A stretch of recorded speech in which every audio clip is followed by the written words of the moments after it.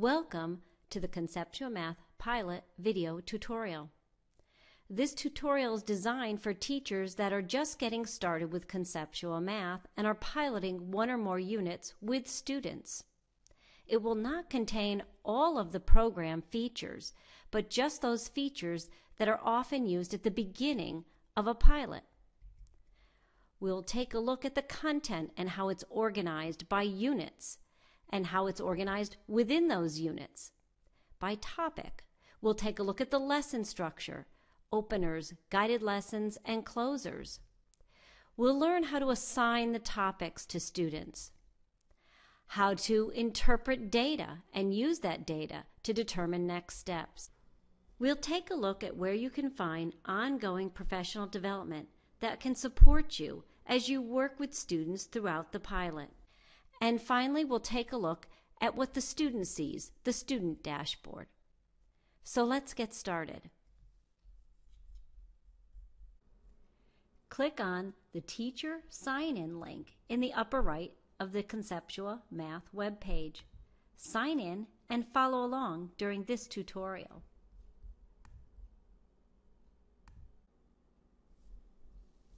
Let's begin by looking at how the content is organized by clicking on the second tab in from the left, Curriculum Library. You'll notice that our curriculum can be viewed by grade or by domain. If we click on the grade level view and then the grade, we will see all the units within that grade level. Our units are organized in chunks around big ideas.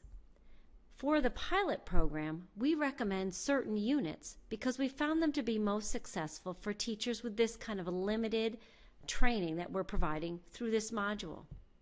So for example, in grade 3, you might choose Unit 1, which is multiplication and division, the foundation facts, or Unit 4, equal shares, division and multiplication, or if you want to do fractions, the unit on understanding fractions. In grade 4, we recommend doing the unit on fractions, equivalent fractions, an area that is commonly difficult for students. And in 5th grade, we recommend working with multiplying with fractions, another area that's difficult conceptually for students and hard to teach for teachers. While you're welcome to pilot other units, these actually have post-tests, and we do find a high success rate when working with these units with limited professional development. As we said earlier, they can be viewed by grade or by domain. Viewing by domain and assigning by a domain is helpful when you're working with students out of grade level. So you might be working with 5th grade students that need 3rd grade content. You could view by domain, click on multiplication and division, and assign it by the big idea. Let's take a look at what this unit structure looks like. Each unit is organized around 4 topics or key concepts. Each topic is approximately 1 week of instruction. Each week contains lessons, and we have all the lesson components available for you. So you begin your lesson with the lesson opener. Then students work on the guided lesson, and then the teacher does the lesson closer. This would be a good time to pause the video, click on the curriculum library, and preview some of the units to determine the one that you're going to pilot.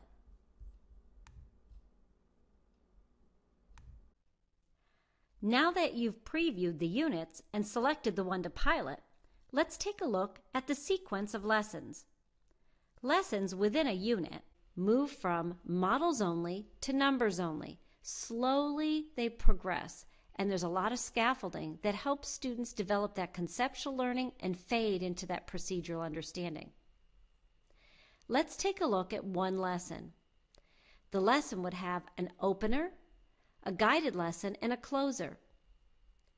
Clicking on the View button allows the teacher to preview and plan the lesson opener, which can be done with an interactive whiteboard, a projection device, or with a tablet and a small group of students. The lesson opener helps the teacher facilitate a deep discussion with students, engaging all students in thinking and sharing their thinking. It helps introduce students to how the models work. These openers have sticky notes that are a framework for discussion using productive discourse moves. So you'll see that the teacher is telling the student here to read the problem. Before we're going to solve the problem, think to themselves, how would you find the total number of students? Then work with a partner. Then we're going to have a group share their information. During this time, the teacher is going to help them see how to create the models and fill in the paraphrase. You'll notice that occasionally these notes have teacher eyes that provide further information or the answers. The teacher takes 10 minutes to go through a number of examples with students. There may be times you don't finish all of the screens because you're integrating word walls or anchor charts with students, as well as the information in the opener, and that's okay. Just make sure that you set up the students for success in the guided lesson by using a linking phrase. If you need an example, you can go to the last screen in the opener, and the very last sticky note will tell you the linking phrase. It'll say, "Today at the computer, you will. Please keep in mind the following strategies as you work today." This is probably a good time to pause and take a look at one of the openers on your own. Let's move on to the guided lesson. When previewing the guided lesson, you can use a shortcut key so that you don't have to do all of the examples. If you're using a Macintosh, Command, Shift, and click the check button to move through examples and preview the guided lesson that students will do independently. If working on a Windows machine, do Control Shift and click on the check button. You will notice as you go through these lessons that some of them have graphic images with directions, some have videos in them. Students are going to be expected to build models. Sometimes the models are linked to the sentences below. But you'll notice that the student cannot progress until they get the answer correct. So if I forget to put something in, it's going to give me strategic feedback. If I get the problem incorrect, it's going to give me feedback which also can be read aloud. I can correct this as a student multiple times, but I can't move on until I get the correct answer. It's important that you develop a signal for students to use when they have misconceptions or they continue to get a problem wrong. It allows you, the teacher, to come over, clear up those misconceptions, and help the student get the correct answer and understand why that answer is correct. We typically recommend you do this through questioning. I might say in this example, let's look at the directions. What do they tell you? Oh, 5 groups of 10 trees. How many are in one group? Oh, 10. Yes, it says 10 here. How many groups are we supposed to have? 5 groups. Oh, let's make 5 groups. And you could guide the student through solving this problem. As students progress through the guided lesson, they will come to a skills check. The skills check presents 6 examples, typically following what was done at the end of the practice component of the guided lesson. So in this example, there are word problems and the student is filling in the equation.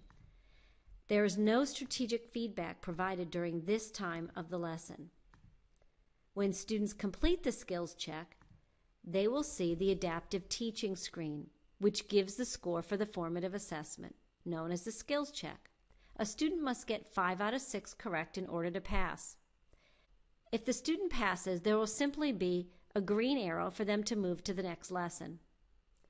You may not want them to move until you give the opener the next day. If the student doesn't pass, there are remediation paths available to them.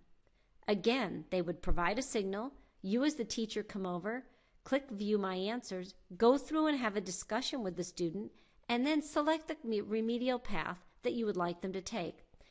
One path is doing the same lesson with different numbers. Perhaps you believe they've cleared up the misconception, but you want to be certain. Perhaps you feel the student has rushed through and you need them to slow down when they complete the examples and the guided practice. A student may need the remediation or practice with support. This would give them more modeling and a little bit more focus on the language development. Or maybe the student needs to work on a pre-skill before they're capable of passing this lesson. The teacher can read the description and understand whether it's appropriate to assign for the student.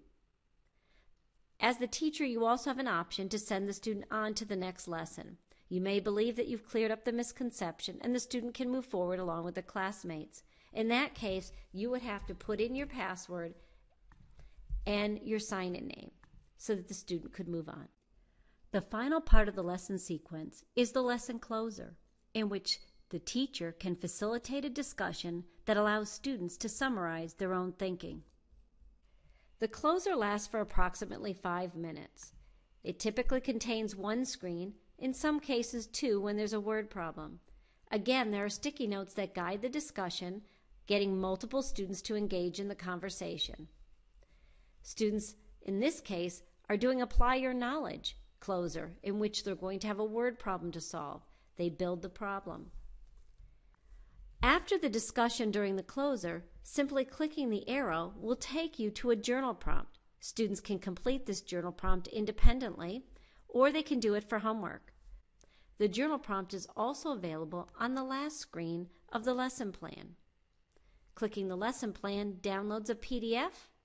It shows you all the components of the lesson opener. It shows you the formative assessment, questions to ask when you're walking around the classroom, the closer, and then there are 2 journal prompts on the last page that can be handed out to students. This would be a good time to pause and preview some of the lesson closers. So we've taken a look at the unit design and the lesson sequences. You can see how best practice is built in. We chunk information into key concepts. We do a lesson opener that builds background knowledge and sets the goal of the lesson. Students work with guided practice, independent practice, and have daily checks for understanding. They summarize their learning, and then they summarize it individually in writing through a journal prompt. In addition to the lesson sequence, you can choose to work on investigations and tools. We will cover some of that information in additional professional development as you work through this pilot. Clicking on the PD on Demand provides you with additional professional development resources. Resources for the opener. You'll see that there are instructional strategies that provide you with support before doing the opener, during the opener, and after the opener. Guided lessons, closers, how to differentiate instruction is all available to you as you work through this pilot. Take a few minutes to look through the resources that are available to you in the PD on Demand section. So now that you've taken a look at the curriculum and you know where to find support materials, let's assign your first topic to students so that they're ready to get started. Click on the Class Dashboard button, the first one. This will take you to a location where you can assign work and look at student performance data. You'll notice that I have some assignments. If you're following along, this screen area may be blank because you haven't assigned a topic yet. Click the assignment button. Click Add Assignment. View by either grade level or domain. If you're working within your grade level, it's best to then assign by grade level. I'm going to assign Grade 3, Unit 1 to my 3rd graders. I'll click on any of the units. I see here that I'm going to assign the first topic. The tab is white. While you have the ability to assign by lesson, it's best to assign by topic, keeping students together within the topic as they work through each week. Assigning by lesson feature allows you further differentiation, which again, as you work through this pilot, you will learn more about. For now, let's just assign the first topic. I click the Assign Topic button, and I click Assign. The topic will show up under Assignments. You will have just that one topic. It's important not to assign the whole unit because students will get spread out throughout that unit, and we want to keep them together. So we want all the students to be together working in topic 1 before we move on to topic 2. We don't want some of the students to be ahead of others in topic 2 and they haven't even had an opener yet. Take a moment to pause the video and assign the first topic of the unit you plan to pilot with your students. When you click the Class Data button, you will notice that data is shown in the Progress view. In this view, performance is color-coded. There is a key over to the right. If students complete the standard lesson and pass it, it will show up as a green block. If a student required remediation, the lowest level of remediation will be shown by a color. So Ryan completed the standard lesson but didn't pass, but then did the more practice and passed. You can click on any of the squares to view individual data. This particular student needed to practice with support or remediation right here. Allison needed some pre-skill lessons in order to pass. So you can easily look at this color-coded view to decide how you might want to group students, if you want to do a review lesson with manipulatives, if you want to work on a lesson together prior to moving forward, or upon completion of this unit before moving to another unit or task. Click on the Topic and Lesson button all the way to the left. The Topic Lesson view provides you with easy, efficient access to your daily lesson. This is the view in which you're going to use to launch your lesson opener, to show any examples of the guided lesson or preview it, and to do the lesson closer. The final area of importance in this dashboard are the unit tests. If you've selected one of the topics that we recommend for your pilot, you will notice that you can assign a unit test when you've completed the unit. Just click on a unit and assign it, and it will show up in the student dashboard. We've now completed taking a look at the teacher dashboard. We've looked at the class dashboard area in which we can assign work, assign unit tests, look at data, and launch our lessons. We've looked at the curriculum library where we can view all of the units that are available in Conceptua Math.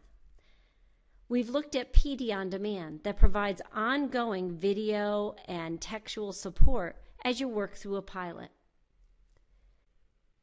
Let's take a look now at a student dashboard.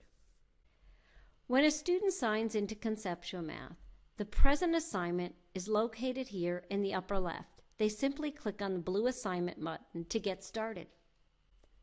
This button to the right allows the student to access the tool investigation that's available for each unit. The buttons below allow them to access tools, additional lessons, investigations, or fact fluency. Typically during the pilot, teachers focus on the lesson sequence, fact fluency, and sometimes tool investigations as they become more comfortable with the curriculum. This concludes the video tutorial designed to provide an initial overview for teachers piloting Conceptua Math. Please be sure to contact us if you need any further assistance. We want to be sure that you and your students have a positive experience during this pilot.